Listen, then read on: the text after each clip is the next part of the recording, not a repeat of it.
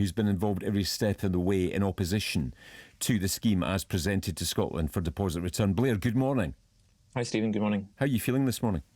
Well, relieved, but as we've already heard from Dougal and others, quite a lot of frustration as well that it never needed to get into this state of affairs. It dragged on for so long, and it didn't need to be this way had the minister in charge and others in influence actually listened to the legitimate concerns that were being raised repeatedly for years on this, to say, look, this just doesn't work, come and work with us to make a solution that we can be proud of and make a success. So it wasn't that any of the businesses that have been against this were against recycling or against DRS, not that at all. It's that they were against this one that was kind of presented to them in a completely unworkable fashion that was never actually going to get off the ground. Right, let's step back and take a deep breath and look at the scheme in its entirety as it was proposed. What was the problem with it, as far as you were concerned?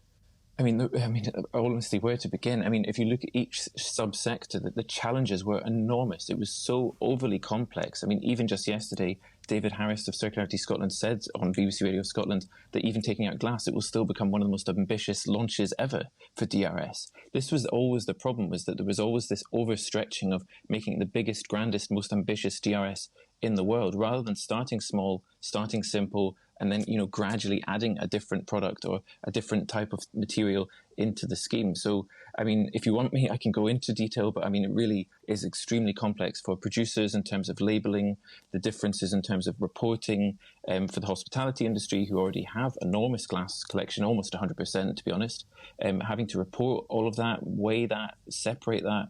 The same for the collection points that didn't have the reverse vending machines. They would be legally obligated to take other people's waste.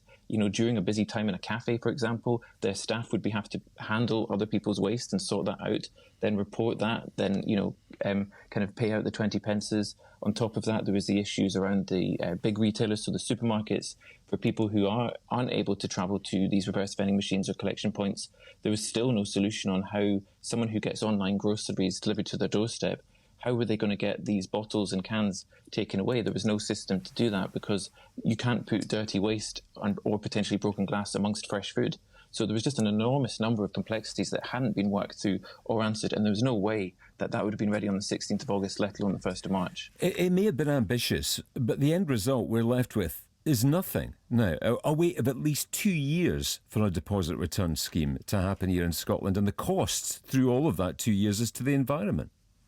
It is, but I think there could have been much more that could have been done, to be honest, to begin with, and should still be done. I mean, as you've already said, Wales has a very, I think it was Dougal or someone that said Wales has a very high recycling rate. I mean, we already have a recycling system within Scotland. People know how to use it. They just don't maybe use it well enough. So maybe through more education, maybe through more kind of understanding of why we're doing this, not wish cycling, not throwing the wrong thing in the wrong kind of box. I think there could be a lot more done on that, rather than this really complicated system that was going to penalise people for not returning things.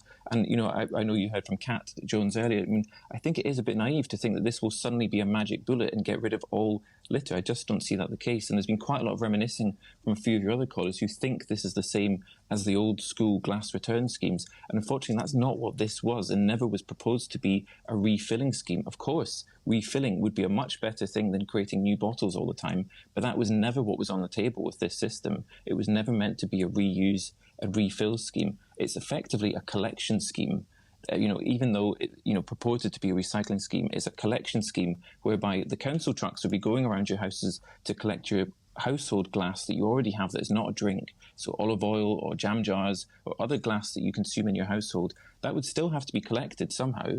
On top of that, the DRS and BIFA trucks would be going around, another 200 BIFA trucks on the road going around collecting all this extra material. It's just duplicating all the work that we already have, which could have been improved.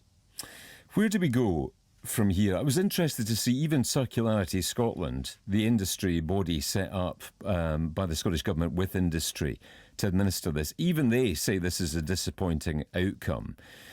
What's going to happen from this point onwards? Well, I mean, frankly, of course they do. I mean, they were set to make significant amounts of money by being in a state of being a complete monopoly, operating this scheme for Scotland. Similarly with BIFA and the other businesses in this kind of interconnected cabal that were effectively in a monopoly. So I think what comes from here is that there will be quite a lot of unpicking and unraveling that will be needed to be done. Businesses were signing up to this thing under duress, those that did sign up, despite the minister spinning it to say 95% of businesses have signed up. That was never the case. It was 15% of drinks producers signed up. And, that just goes to show how disastrous this was, that, businesses were so frustrated with what was being put to them in the contracts that they were having to sign up, that 85% chose not to, even though it was a legal obligation if they wanted to continue to sell their products within Scotland. So I think what will come in the long run is I think there needs to be much more collaboration by really listening to the people who are impacted by this, the drinks producers, the retailers and hospitality industry.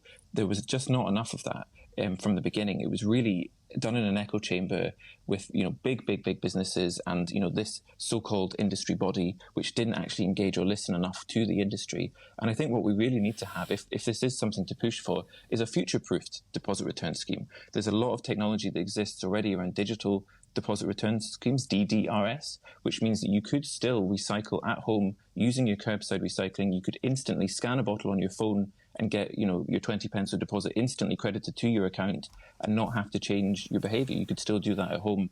So I think if this is something they want to pursue, it really needs to be future-proofed. Is this just about big drinks giants trying to hang on to their profits, Blair? That at the end of the day, this scheme for them was just going to cost them too much money? Not at all. Businesses, I think there's a lot of naivety. I don't think consumers realise how much businesses put into research and development to do the right thing for the environment. Lots of businesses I was engaging with were actually already going above and beyond, and this was going to be a step back for them. So businesses who are already offering refill, where you return, a bottle of gin, for example, to a distillery, get it refilled, they weren't going to be able to do that because of this legislation. And bigger businesses, the big businesses are doing incredible work actually to really get towards their net zero, because they're bigger than this DRS in Scotland. This is just one piece. A lot of the big businesses, as Dougal mentioned, are already working with deposit return schemes around the world and are already looking how that they can improve, reduction of weight of glass. All of this work is being done not just for profit. It's being done because it's the right thing to do, and there's a bigger picture of extended producer responsibilities as well for these businesses. So DRS is just one piece of that bigger puzzle, around the environment and how these businesses can do the right thing for the future. Blair, thanks for your time this morning. Good to speak.